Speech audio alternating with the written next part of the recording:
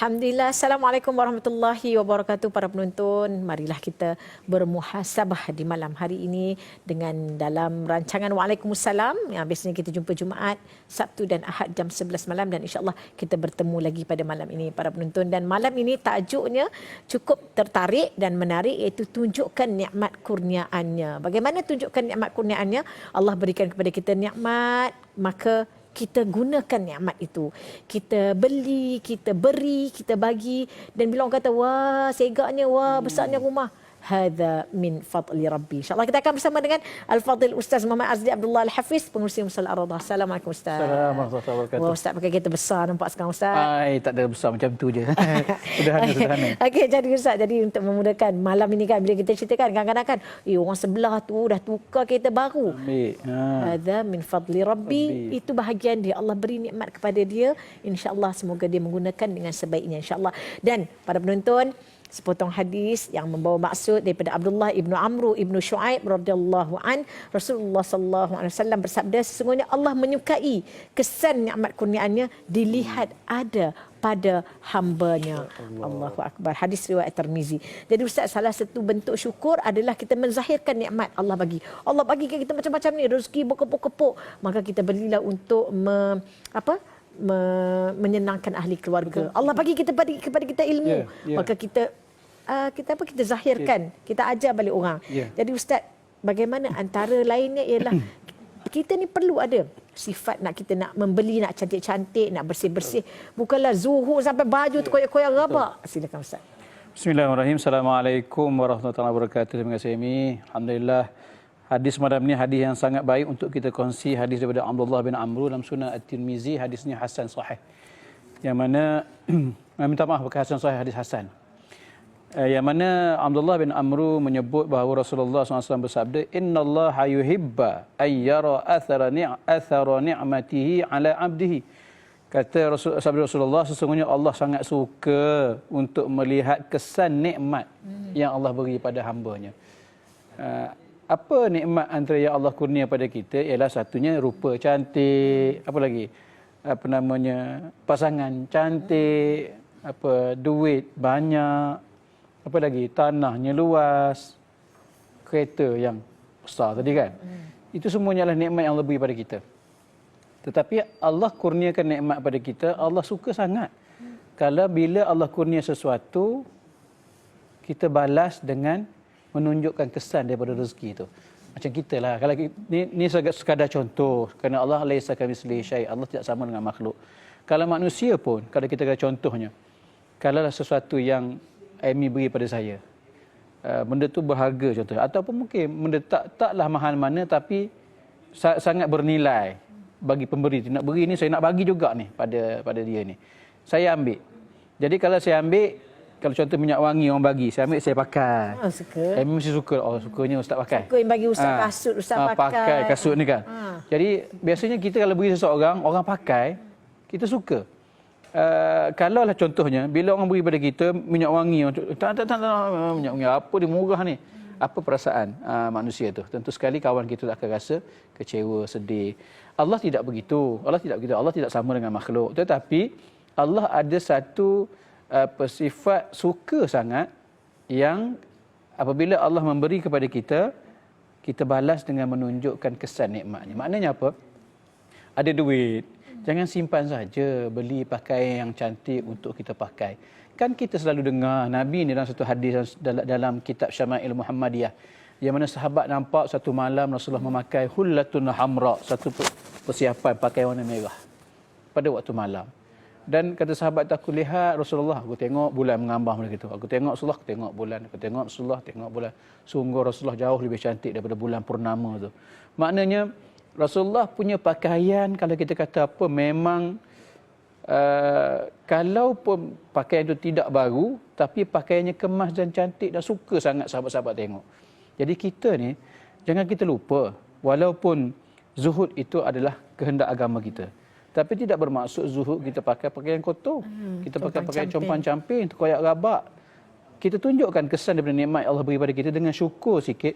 Beli pakaian elok untuk kita, untuk anak isteri kita, untuk ahli keluarga kita, mak ayah kita. Kadang-kadang ada orang lupa nak beri pada mak ayah. Duitnya banyak. pakai sendiri je. Mak ni tak bagi, ayah tak bagi. Dia tunjukkan kesan nikmat yang Allah kurniakan kepada kita tu dengan cara menunjukkan apa kita kata apa penghargaan dengan menggunakan pada tempat yang baik. Beli pakaian untuk semayang. Kalau ada duit beli yang mahal, beli yang mahal. Tudung apa? Apalah brand sekarang tak boleh sebut kan. Brand apa-apa yang mahal beli, kita pakai. Seronok kurang-kurangnya kita rasa ya Allah bestnya pakai baju pakai semayang ni.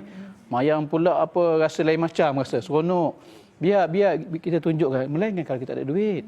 Kalau tak ada duit sekalipun tidak bermaksud kita tak boleh membeli sesuatu yang elok untuk yang terbaik. Pakai, yang terbaik untuk kita pakai.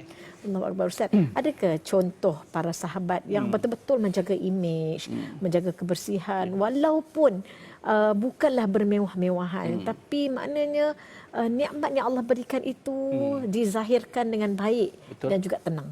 Baik. Saya nak beri satu contoh yang cukup masyhur di kalangan seorang ulama. Namanya Imam Abu Hanifah. Imam Abu Hanifah ni dia keluarga pengusaha tekstil lah, kita kata mudah hari ni. Ada kilang pakaian. Jadi dia selalu pakai pakaian cantik-cantik yang kita kata bukan mewah-mewah tak. Memang pakaian dia sentiasa elok setiap masa. Dan kalaulah kita kata itu sebab dia tokek kain, memanglah hari-hari buat baju. Tapi kalau sekalipun dia adalah tokek kain sekalipun, ada kilang kain sekalipun, kenapa dia boleh pakai berwangi-wangian setiap hari? Dia bukan saudagar minyak atah. Dia suka pakai pakaian cantik, suka berwangi-wangian sehingga kan Imam Abu Hanifah ni kalau dia melintasi satu lorong, kemudian ada orang lintas lorong tu, jadi orang yang melintas kata, tadi ni Abu Hanifah ni melintas ni sebab bau tu ditinggalkan. Nampak? Maknanya dia meninggalkan bau yang wangi. Kita agaknya kalau kita melintas, apa bau yang kita tinggalkan? Memang nak seorang pandang kiri kanan, buang yang hapak tu kan. Jadi orang kata tak ada orang lain ni, Pak Ahmad ni lah ni kalau bau macam ni. Jadi Imam Abu Hanifah dia meninggalkan kesan daripada nikmat yang Allah beri pada dia dalam bentuk yang baik. Sehingga kan bila sebut Imam Abu Hanifah, orang kenal dia sebagai seorang yang tidak lokek, tidak kedekut untuk pasang badan kita. Rupanya kemas. Kalau janggut jambangnya dihias rapi, minyak wangi dipakai, pakaian dia cantik. Kemudian satu ketika ada seorang lelaki dalam majlis dia, anak murid dia lah. Dia nampak pakai pakaian compang-camping. Jadi selepas daripada habis majlis tu, dia panggil lelaki tu. Mari sini jap. Dia kata, cuba kamu angkat ni sejadah ke tempat sujud ni. Cuba kamu angkat tempat semayang aku ni. Cuba selak. Dia pun selak lah. Dan ambil benda tu. Jadi kawan tu selak sejadah itu, lepas tu ambil, rupanya ada duit 1,000 dinar. Kalau tak silap saya, 1,000 dinar. Lalu ambil lah. Kata Imam, kamu ambil duit ni, kamu beli pakaian, kamu tukar pakaian cantik-cantik. Dia kata gitu. Jadi lelaki dia kata apa? Tuan, saya ni orang miskin je, tak perlu pun nak bercantik-cantik, nak bermahal-mahal. Cukuplah dengan apa yang ada. Tak boleh. Allah nak melihat kesan nikmat tu pada kamu. Kamu tukarlah dengan pakaian yang baik. Mana dia punya apa kemuncak dia kata, kamu tukar sebab Allah suka melihat kesan daripada nikmat yang Allah beri. Allahu Akbar. Allah nak kita tunjukkan nikmat. Tapi Ustaz, dalam ada satu situasi yang lain pula, bukan setakat kita tunjuk, menunjuk-nunjuk. Itu cerita lain Yang kita nak cerita berkenaan dengan ni macam mana ni. Allah bagi nikmat tapi menunjuk-nunjuk lebih-lebih. Ustaz kata tadi, suami yang soleh, yang handsome, yang kacak yang baik. Duk menayang laki dia macam dia seorang dia terpaling ada suami. Kita nak berehat seketika, tunjukkan nikmatmu dengan cara yang betul, insya-Allah. Berehat seketika, kembali selepas ini.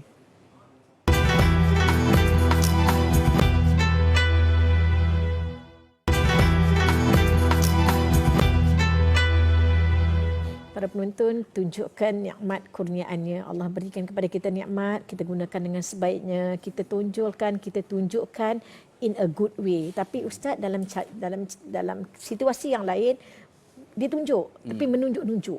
Malah merendah-rendahkan orang lain. Aku ada, engkau ada. Kan? Ataupun macam tadilah, menayang, macamlah dia je yang terpaling dengan rasa sombong dan sebagainya. Jadi bagaimana untuk kita nak menunjuk nikmat Allah itu tapi tidak menunjuk-nunjuk ataupun terpaling tunjuk. Baik. Betul lah, kita berada pada zaman terpaling sekarang ni. Semua dia terpaling cantik, dia terpaling pandai, dia terpaling comel, dia terpaling handsome, terpaling semua. Terpaling yang ada nama berpaling dia. Jadi kena ingat kerana Allah, innallaha jamil yuhibbul jamal. Sesungguhnya Allah tu indah, cantik, suka yang cantik.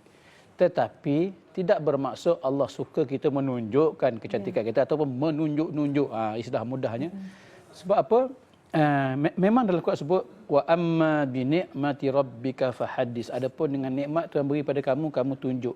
Tunjuk dalam bentuk yang positif. Bukan riak, takbur, membesarkan diri, tak boleh. Itu haram hukum dia. Jadi bagi mereka yang kadang-kadang yang suka menunjukkan nikmat Allah dalam bentuk yang negatif. Dia ada duit banyak, dia suka tunjuk pada orang, dia ada kereta bagus, sebut kita ni kadang-kadang kena beli juga kereta selalu. Jangan kedukuk sangat. Dan dengan erti kata dia saja nak beritahu pada orang yang dia ni hebat. Yang ini tak boleh, kena jaga hati kita sebab hati kita ni menjadi tempat bermulanya sesuatu perkara buruk bermula dari hati kita. Bila kita dah adalah hati kita tu rasa nak menunjuk dengan harta kita, dengan kita terpaling ini, bimbang esok dia memudaratkan kita sendiri. Jadi jangan sampai kita ni kadang-kadang ada orang suka share, asal beli barang baru, rumah share. Aku ada, engkau ada, contohnya. Suka tunjuk isteri, suka tunjuk suami. Kalau tunjuk tu sekadar tunjuk majlis hari raya, setahun hari raya punya pakaian tu, okeylah, biasalah tu. Kita pun tumpang like je. Tapi memang hari-hari tunjuk, anak-anak di hari ni pakai baju ni, hari ni begini, hari ni makan begini. Itu kita kata dah terlalu menunjuk-nunjuk.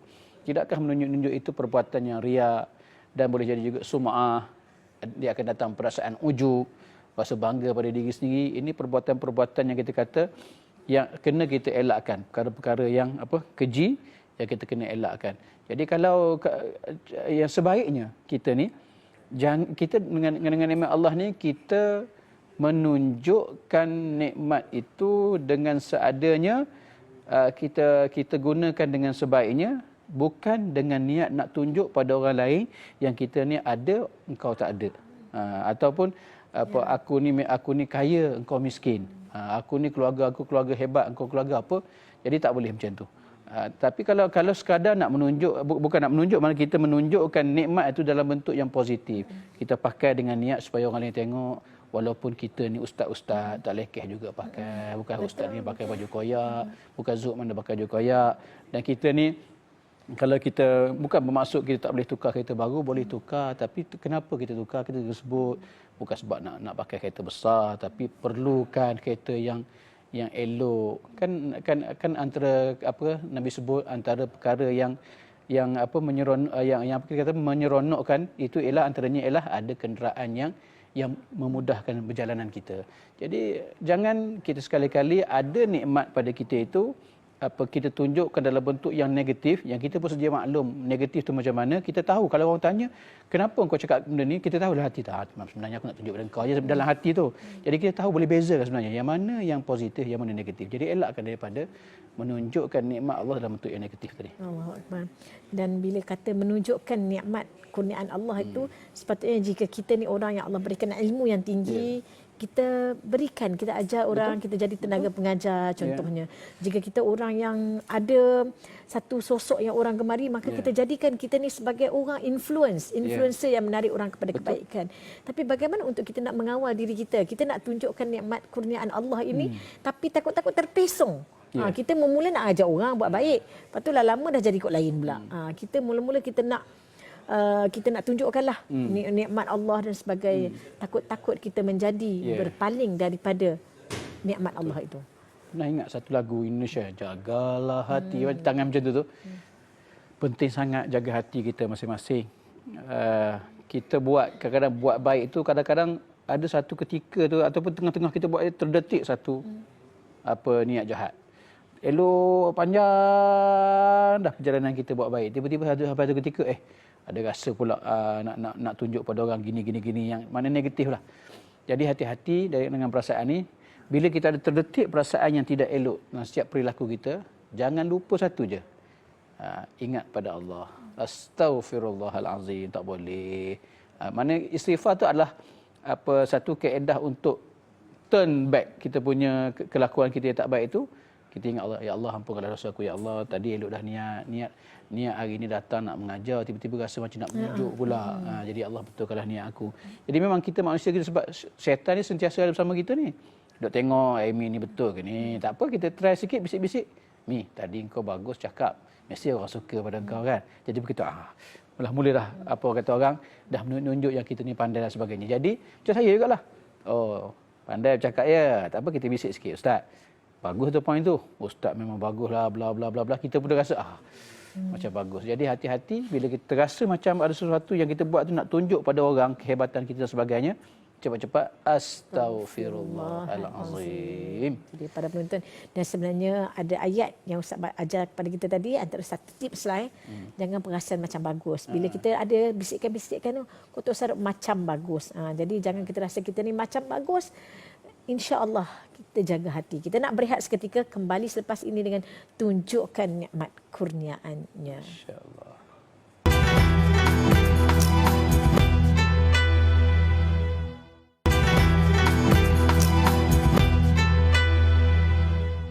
Para penonton, tunjukkan nikmat kurniaannya, dan Ustaz dan juga para penonton bila kita tengok nikmat Allah beri kepada orang berbeza-beza. Tapi kadang-kadang menjadi pertikaian kita.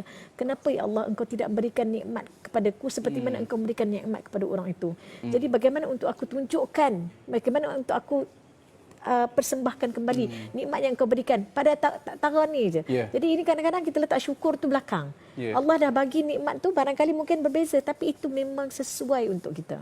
Jadi bagaimana Ustaz? Temi, kita ni makhluk Allah yang Allah cipta duduk dalam masyarakat. Dia ada komuniti dia. Yang mana komuniti kita ni tidak macam semut, tak macam tu. Semut ni biasanya ni tak ada interaksi dengan binatang lain lah. Semut-semut habis-habis dia makan je makanan apa binatang lain yang mati tu. Dia junjung. Tapi manusia ni dia ada komunikasi dengan manusia, ada komunikasi dengan haiwan, dengan tumbuh-tumbuhan. Dia macam tu. Jadi dalam kita hidup dalam dunia yang sementara yang fana ni, Allah letak kita dalam situasi tiba-tiba kita duduk kat kampung contohnya. Kawan kita kat bandar. Contohnya. Kita tengok dalam movie, tengok dalam drama semua kat TV, bestnya orang KL contohnya. Orang KL pula kata, tak best duduk KL, best duduk kat Kuantan. Contoh. Jadi kita sentiasa ada perasaan iri hati pada orang lain. Kata Imam Nawawi, perasaan iri hati ni adalah suatu yang biasa bagi manusia. Cuma bagaimana kita layan iri hati tu. Kalau kita iri hati sekadar, wah, syoknya duduk KL, untunglah dia. Tapi tidak berniat sampai hilang dia punya nikmat. Contohnya Amy duduk Kuala Lumpur, saya duduk Kuantan, best lah Amy duduk KL. Apa nama, duduk kat bandar besar, rumah cantik, kita duduk kampung je. Hari-hari mengadap laut je. Sedap mengadap laut. Konon-konon macam tak best lah, kita kata gitu lah. Jadi, bila kita rasa begitu, itu biasa. Sebab manusia memang selalu membandingkan antara kita dengan diri dia dapat dengan orang lain dapat. Tetapi yang luar biasa ialah bila kita kata agak melingkuplah dia dengan KL sangat tu contohnya. Mana menginginkan nikmat tu hilang daripada saudara kita, itu berdosa. Tapi ada pun sekadar ada rasa iri hati, itu perkara biasa. Dan iri hati itu jika membawa kepada satu semangat untuk kita bekerja keras, itu bagus, itu baik. Dan bagaimana caranya kalau kita contohnya, memang kita ni boleh tengok orang nikmat lebih pada kita, kita rasa tak boleh kawal diri. Bagaimana caranya? Imam Ghazali ajar pada kita, andai kata kita ada situasi begitu, kita tengok orang nikmat, dia best lah, dia kaya lah, sekolah tak pandai mana tapi kaya contohnya. Sekolah lu bukan pandai pun, asyik tidur dalam kelas contohnya. Tapi tak, kaya-kaya. Caranya ialah, kata Imam Al-Ghazali ialah, kita kena letakkan dalam fikiran kita satu keyakinan bahawa Allah memberi dengan kuasa Allah itu. Dan Allah memberi itu, Allah pilih siapa. Allah nak beri pada orang ni banyak ini, orang ni banyak ini, orang ni banyak ini. Itu dengan kuasa Allah. Dan percayalah setiap yang Allah beri itu, Allah beri dengan redha. Dan Allah dengan kuasanya Allah beri pada siapa yang Allah kehendaki. Kenapa kita dengki, kita iri hati sampai tahap musnahlah orang itu dengan hartanya. Sedangkan itu adalah pemberian Allah beri dengan rahmatnya. Maka bila kita ingat itu adalah pemberian Allah semata-mata, Allah beri dengan kuasanya, dengan rahmatnya, maka tak perlu kita dengki kerana kita dapat sebaliknya dengan atas kapasiti kita, kita perlu banyak itu, itulah Allah beri. Bimbang nanti kalau Allah beri sama dengan kawan kita, kita terduduk. Orang walaupun kaya boleh pergi masjid, kita kaya sikit dah malah pergi masjid contoh. Jadi syukurlah dengan apa yang ada. Itu kata Imam Ghazali lah. Itulah dia. Dan bila kita nak tunjukkan nikmat kurniaannya, Ustaz, barangkali kalau Ustaz dapat pimpin kita untuk doa ni, sentiasa kita ni dalam landasan yang betul. Untuk kita tunjukkan nikmat tu nikmat yang betul. Ada anak ramai, kita tunjukkan nikmat yang Allah bagi anak ramai ni dengan anak-anak yang terdidik soleh dan soleha. Kalau yang tak ada anak, nikmat ya Allah tak ada anak ni dengan beribadah kok cara lain pula. Jadi bagaimana Ustaz, untuk kita ni sentiasa di landasan yang betul, tunjukkan nikmat kurniaan Allah Subhanahu Wa Taala dengan kita berbalik-balik, hadza min fadli rabbi. Bismillahirrahmanirrahim. Alhamdulillahirabbil alamin wassalatu wassalamu ala asyrafil anbiya'i wal mursalin wa ala alihi washabbihi ajmain. Rabbana awzi'na an nashkura ni'mataka allati an'amta 'alaina wa 'ala walidina wa an na'mala salihan tardah wa aslih lana fi dhurriyyatina inna tubna ilaika wa inna minal muslimin. Ya Allah, ya Tuhan kami, anugerahilah kami rasa bersyukur atas segala nikmat yang Kau kurniakan kepada kami, kepada zuriat-zuriat kami, kepada ibu ayah kami, dan moga dengan nikmat itu kelak ya Allah kami senantiasa melakukan amal soleh ya Allah yang Kau ridai. Perbaikilah diri kami ya Allah, perbaikilah diri ibu ayah kami, diri anak-anak kami ya Allah. Sungguhnya kami bertaubat kepadamu ya Allah, dan jadikanlah kami di kalangan hamba-hamba-Mu yang berserah diri. Rabbana atina fid dunya hasanah wa fil akhirati hasanah wa qina azabannar. Sallallahu alaihi Muhammadin wa ala alihi wasallam. Walhamdulillahi rabbil alamin. Amin ya rabbal alamin. Para penonton, moga kita tunjukkan nikmat yang Allah berikan kepada kita ini, kepada sesuatu yang menyebabkan kita kembali akrab dengan Allah Subhanahu Wa Taala. Bukan nikmat yang Allah berikan kepada kita ini membuatkan kita jauh daripada Allah. Dan nikmat yang paling besar adalah nikmat iman dan Islam. Maka tunjukkan diri kita sebagai duta Islam yang mendekatkan diri kita dan orang lain kepada Islam dan juga mencambah iman kita. Belum mata terlena di bumi.